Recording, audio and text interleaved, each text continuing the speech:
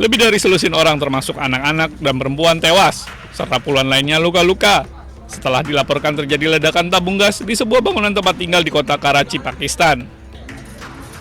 Momen dramatis terjadi ketika tim penyelamat berhasil menemukan salah satu jenazah yang tertimbun reruntuhan bangunan. Menurut media Pakistan, jumlah korban tewas telah meningkat menjadi 16 orang, termasuk 4 anak dan 6 wanita, sementara 14 lainnya terluka. Ledakan tersebut terjadi pada Rabu malam waktu setempat di sebuah bangunan tempat tinggal berlantai 3 di kawasan Soldier Bazar. 14 people have been recovered injured, 12 dead bodies have been recovered. 3 मजीद लोग इस time missing है, तो इस पे हमारी टीम्स लगी हुई हैं. इंशाल्लाह विदिन a few hours हम उनको भी रिकवर करेंगे. Informasi awal menunjukkan bahwa ledakan tersebut disebabkan oleh bocoran gas, namun penyebabnya masih dalam penyelidikan. President Trump, distinguished delegates, Indonesia, from the first day that we studied President Trump's 20-point plan, we completely agree and we are fully committed to this plan, and that is why we joined the Board of Peace. We are committed to its success. We know there will be a lot of obstacles, there will be a lot of difficulties, but we are very optimistic with the leadership of President Trump. This vision of real peace will be achieved. There will be problems, but we will prevail. We will achieve our dream of peace in Palestine, peace, a lasting and peaceful solution for the Palestinian problem and in Gaza. The achievements of the ceasefire is real. We commend this, and therefore we reaffirm our commitment to contribute significant number of troops, up to 8,000 or more if necessary. We are prepared to contribute the troops to take part actively in the international stabilization force to make this peace work. Thank you very much.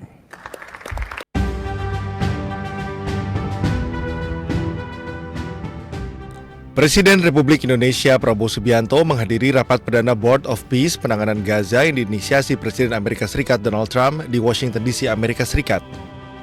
Kehadiran Indonesia menegaskan peran aktif dalam upaya gencatan senjata, stabilisasi keamanan, dan rekonstruksi di jalur Gaza.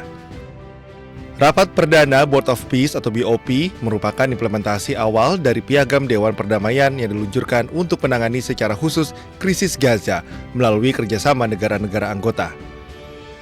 Forum ini dipimpin langsung oleh Presiden Amerika Serikat Donald Trump sebagai ketua dan melibatkan negara anggota serta observer. Dalam sambutannya, Trump menyempatkan diri memperkenalkan satu persatu anggota BOP dengan menyebutkan nama-nama kepala negara.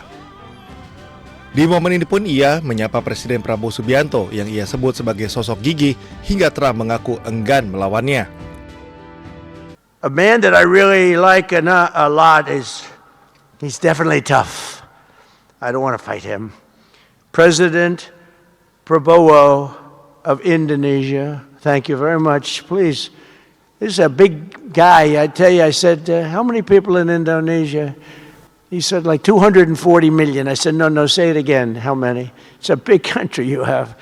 And you do a great job and respected by everybody. And thank you very much for being here. Thank you very much, Mr. President.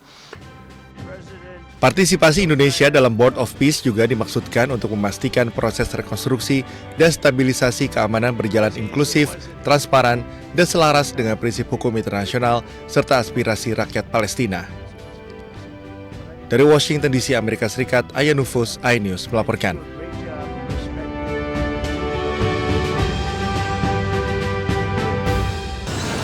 Dengan hormat yang bertanda tangan di bawah ini, nama Didi Putra Kuncoro, SIK MSI, pangkat garing NRP AKBP garing 7903 1391. Tempat tanggal lahir Kediri 30 Maret 1979, umur 46 tahun. alamat Taman Royal Arum, Kelurahan Poris, Kecamatan Cipondoh, Kota Tangerang, Banten. Dengan ini menyatakan, satu, bahwa saya menyatakan saya tidak pernah memerintahkan kepada saudara AKP Maulangi, SHMA, mantan Kasat Res Narkoba, Polres Bima Kota, untuk meminta uang kepada seseorang yang bernama Ko Erwin. Dua, bahwa saya tidak pernah memerintahkan kepada saudara AKP Maulangi, SHMH, mantan Kasat Res Narkoba, Polres Bima Kota, untuk bekerja sama dengan pihak manapun, juga termasuk orang yang bernama Ko Erwin, khususnya dalam hal mengedarkan maupun memperjualbelikan narkotika, psikotropika, atau segala jenis obat-obatan terlarang lainnya. Tiga, bahwa saya tidak pernah mengenal, tidak pernah bertemu, dan tidak pernah bekerja sama dalam bentuk apapun dengan seseorang yang bernama Ko Erwin. Empat, bahwa narkotika dan psikotropika yang terdapat di dalam koper yang ditemukan di rumah Dianita adalah milik saya pribadi dan tidak ada hubungannya dengan saudara AKP Maulangi SHMH alias Pak Eki, mantan Kasat Res Narkoba Polres Bima Kota. Demikian surat pernyataan ini saya buat dengan sadar dan penuh tanggung jawab. Dengan wujud perbuatan dan pada pasal-pasal yang dilanggar oleh terduga pelanggar, pada putusan sidang KKIP, yang pertama sanksi etika, yaitu perilaku pelanggar dinyatakan sebagai perbuatan tercela. Yang kedua, pada putusan sidang KKIP, sanksi administratif berupa penempatan dalam tempat khusus selama 7 hari terhitung mulai tanggal 13 sampai dengan 19 Februari 2026 di ruang Patsus Biro Provos Div Propam Polri dan telah dijalani pelanggar. Yang B, tadi A ya, pemberhentian tidak dengan hormat atau PTDH sebagai anggota Polri. Atas putusan tersebut, pelanggar di hadapan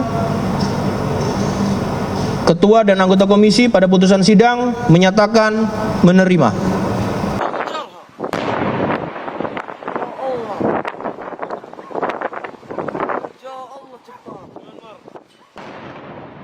Tentara pendudukan Israel melancarkan serangan udara di kota Beit Umar, utara Hebron, tepi barat Palestina.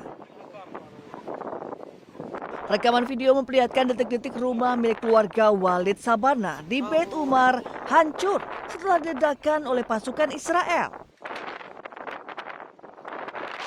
Ledakan tersebut memicu kepulan asap tebal dan puing bangunan berserakan di sekitar lokasi.